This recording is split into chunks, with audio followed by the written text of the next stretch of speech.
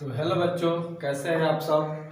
आज हम लोग class 10th math part 1 chapter first वास्तविक संख्याएं पढ़ने जा रहे हैं। देखिए, सबसे पहले हम लोग चैप्टर फर्स्ट पढ़ने के लिए इसका कंसेप्ट देखते हैं। इसका कंसेप्ट है यह संख्या को मुख्य रूप से दो भागों में बांटा गया है। पहला है वास्तविक संख्या, अवास्तविक संख्या।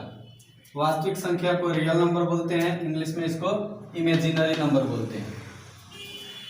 ठीक है। अवास्तविक संख्या में root under -1, root under -5, root under -3, यानी कि इस प्रकार की रूट के अंदर निगेटिव वाली जितनी संख्याएं होती है उसको अवास्तविक संख्याओं की श्रेणी में रखा गया है। वास्तविक संख्याओं में देखते हैं तो वास्तविक संख्याओं को तोड़ते हैं तो दो पार्ट मिलता है, परिमेय संख्या और अपरिमेय संख्या, यानी कि रेशनल नंबर और इरेशनल नंबर। जब परिमेय संख्याओं को तोड़ेंगे तो प्राकृत संख्या, पूर्ण संख्या और पूर्णांक संख्या मिलती है, यानी कि प्रत्येक प्राकृत संख्या और प्रत्येक पूर्ण संख्या और सभी पूर्णांक संख्या परिमेय संख्या के अंतर्गत आती है। और देखिए, अपरिमेय संख्या में रूट अंडर 5, रूट अंडर 10, यानी कि इस प्रकार की संख्याओं को हम लोग अपरिमेय संख्याओं में गिनती करते हैं। पाई को भी अपरिमेय संख्याओं में काउंटिंग किया जाता है। और 0.72, 0, 72, 00, 72, इस प्रकार डॉट डॉट, इस प्रकार की संख्याओं को अपरिमेय संख्याएं कहते हैं। कि अपरिमेय संख्याओं में तीन तरीके की संख्याएं होती है, रूट अंडर 5, रूट अंडर 10, पाई और इस प्रकार की संख्याएं। कभी कभी ऑब्जेक्टिव में सब सवाल आते हैं, पाई कौन सी संख्या है, तो आपको बताना होगा पाई अपरिमेय संख्या है। और देखिए, वास्तविक संख्या इक्वल टू, यहाँ लिखे हैं वास्तविक संख्या इक्वल टू परिमेय संख्या और अपरिमेय संख्या, यानी कि परिमेय संख्या तथा अपरिमेय संख्याओं के संग्रह को वास्तविक संख्या कहते हैं। वास्तविक संख्या प्रत्येक परिमेय संख्या और प्रत्येक अपरिमेय संख्या को मिलाने पर जो संग्रह बनती है, जो संग्रह प्राप्त होती है, उसी को हम लोग क्या बोलते हैं, वास्तविक संख्या कहते हैं। देखिए, जैसे में 5/4, 10, -10, रूट अंडर 5, 0.14, 3.14 etc. इस प्रकार की सभी संख्याओं को हम लोग क्या कहते हैं, वास्तविक संख्या में काउंटिंग करते हैं। एक ट्रिक आपको बता रहे हैं, ये root under -a, root under -a, इस प्रकार की संख्याओं को छोड़कर, रूट अंडर -a यानी कि कोई संख्या रहेगा इसके अंदर, इस तरीके की संख्याओं को छोड़कर शेष जितनी संख्याएं होती है उन सभी संख्याओं को हम लोग किस में काउंटिंग करते हैं, वास्तविक संख्या में काउंटिंग करते हैं। इसको छोड़ करके जितनी संख्याएं होंगी उनको हम लोग वास्तविक संख्याएं कहेंगे। तो देखिए, इतना को छोड़ के किसी भी संख्या को पूछा जाए, 5/4 क्या होंगे, वास्तविक संख्या होंगे। रूट अंडर, और कह दिया जाए कि रूट अंडर 5/4 कौन सी संख्या होगी, तो वास्तविक संख्या होगी। केवल हमको देखना है कि इस रूप की नहीं होनी चाहिए। अब देखिए, हम लोग क्लास 10th में ये पढ़ाइयाँ नहीं करना है, हम लोग क्लास 10th तक ये पढ़ाइयाँ डिलीट कर दिया जाता है, यानी कि ये पढ़ाइयाँ हमको पढ़ना है वास्तविक संख्या, हमारे सिलेबस में पढ़ना है वास्तविक संख्याएं। अब देखिए, परिमेय संख्या, तो परिमेय संख्या का अर्थ होता है P/Q।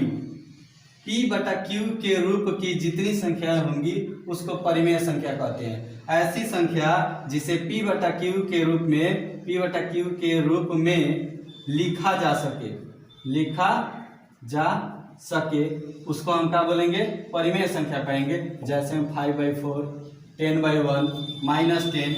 और देखिए, सभी प्राकृत संख्याएं एक परिमेय संख्या होती है, सभी पूर्ण संख्याएं एक परिमेय संख्या होती है, सभी पूर्णांक संख्याएं भी एक परिमेय संख्या होती है। क्योंकि प्राकृत संख्या, देखिए प्राकृत संख्या जो होती है वह 1 से शुरू होकर के, ये इसको हम क्या बोलते हैं, प्राकृत संख्या। 1 से जो अनंत तक जाती है उन सभी संख्याओं को हम लोग क्या बोलते हैं, प्राकृत संख्या कहते हैं। पूर्ण संख्या 0, 1, 2, डॉट डॉट डॉट, इसको हम लोग क्या बोलते हैं, पूर्ण संख्या कहते हैं।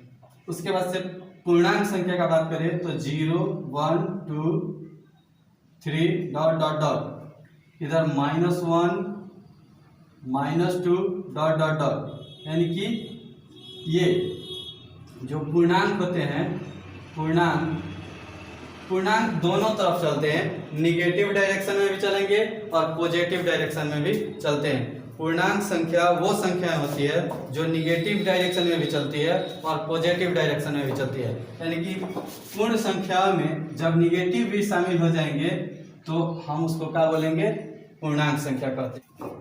आइए देखते हैं सम संख्या किसे कहते हैं। सम संख्या इवन नंबर, वैसी संख्या जो 2 से पूर्णतः विभाजित हो जाए उसे सम संख्या कहते हैं, जैसे 2 4 6 8 10 etc डॉट डॉट डॉट।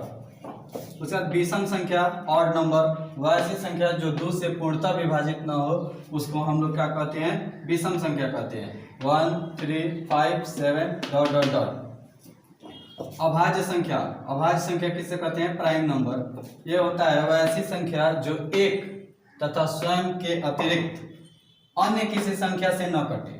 ऐसी संख्या जो एक तथा स्वयं के अतिरिक्त किसी संख्या से विभाजित न हो उसको हम क्या बोलते हैं, अभाज्य संख्या कहते हैं, जैसे 2 3 11। देखिए बहुत से लोग 2 को समझते हैं अभाज्य संख्या नहीं है, यह अभाज्य संख्या है क्योंकि 2 से कट जाता है। तो आप ऐसी गलतियां नहीं करेंगे।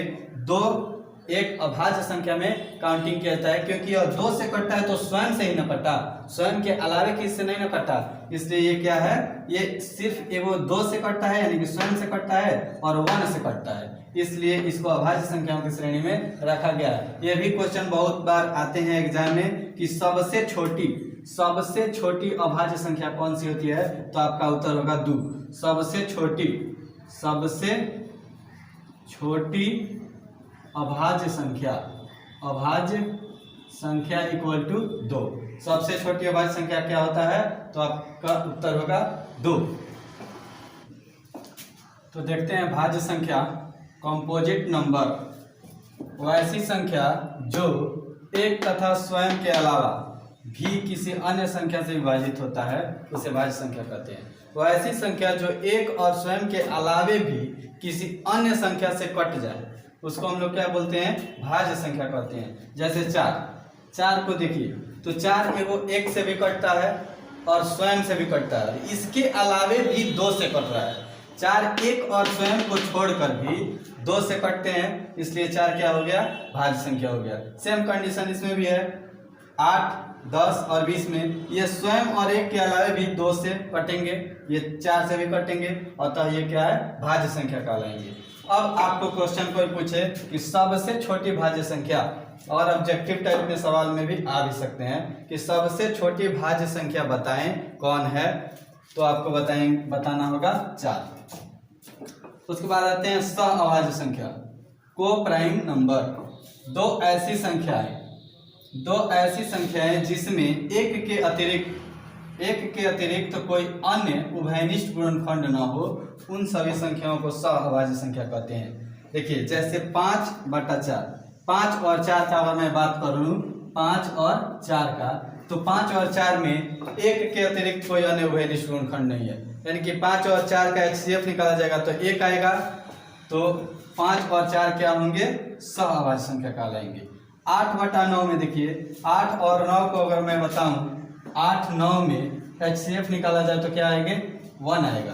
तो दो ऐसी संख्याएं जिनका HCF 1 होता है उन्हीं को हम लोग क्या बोलते हैं, सह अभाज्य संख्या कहते हैं, यानी कि इसमें उभयनिष्ठ गुणनखंड क्या होंगे, हमेशा 1 रहते हैं, 1 के अलावा कोई अन्य उभयनिष्ठ गुणनखंड नहीं होते हैं, तो उन सभी संख्याओं को हम लोग सह अभाज्य संख्याओं की श्रेणी में काउंटिंग करते हैं। तो आज के लिए इतना ही, क्लास 10th का फर्स्ट चैप्टर के लिए ये कंसेप्ट रहा। आप लोग इस कंसेप्ट को पढ़ेंगे, इससे ज्यादा चैप्टर 1 में कुछ भी नहीं आने वाला है कंसेप्ट। इसके बाद हम लोग दूसरी वीडियो में प्रश्नावली 1.1 को डील करेंगे, तब तक आप इसको रिवीजन करते रहें। जय हिंद।